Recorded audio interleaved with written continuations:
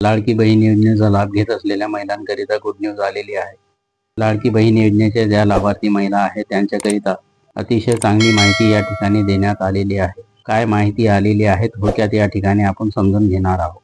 महाराष्ट्र शासनाच्या मुख्यमंत्री माझी लाडकी बहीण योजना च्या कोट्यावधी महिला लाभार्थ्यांसाठी एक अत्यंत महत्त्वाचे अपडेट समोर आलेले आहे. योजनेतील अनिवार्य असलेली केवायसी प्रक्रिया पूर्ण करण्यासाठी अंतिम मुदत वाढविण्यात आली असून काही बाकी राहिलेल्या महिलांसाठी सरकारने केवायसी करण्याची नवी आणि सोपी पद्धत जाहीर केली आहे. महिला व बाल विकास मंत्री अदिती तटकरे यांनी या निर्णयाबद्दल माहिती दिली आहे. या महत्त्वपूर्ण बदलामुळे लाखो गरजू महिलांना मोठा दिलासा मिळाला आहे. तर पहा या ठिकाणी महिला व बाल विकास विभागाच्या मंत्री अदितीताई तटकरे यांनी या निर्णयाबद्दलची महत्त्वपूर्ण माहिती दिलेली आहे. यामुळे लाखो महिलांना याचा फायदा होणार आहे.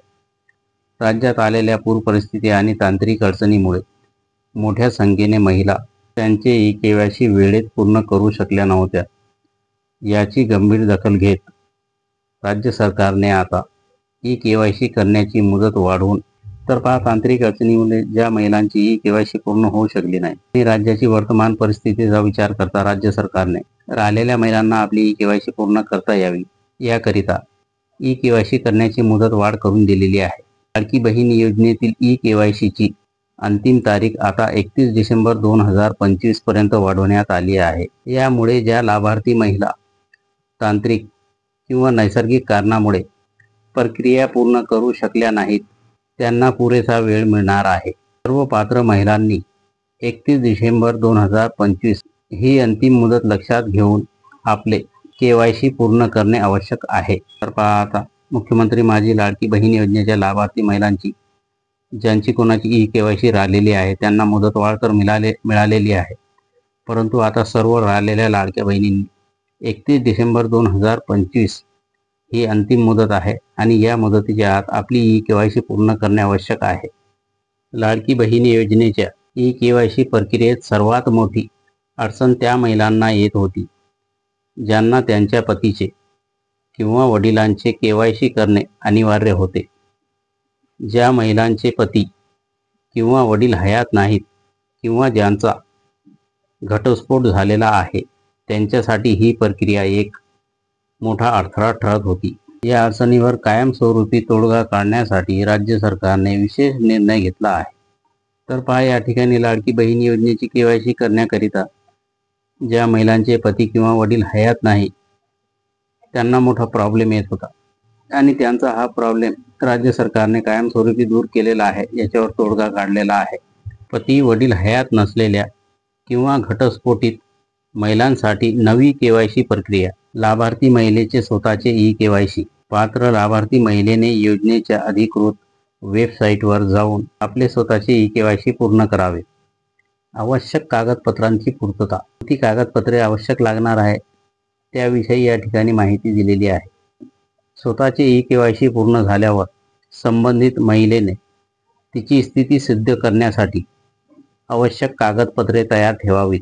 आता ती कोणती कागदपत्रे आहे पहा या ठिकाणी सांगितलेलं आहे. मृत्यू झाल्यास पतीचे किंवा वडिलांचे अधिकृत मृत्यू प्रमाणपत्र. पती किंवा वडील यांचे मृत्यू जर झालेले असेल तर त्यांचे मृत्यूचे प्रमाणपत्र हे तुमच्याकडे असणे आवश्यक आहे.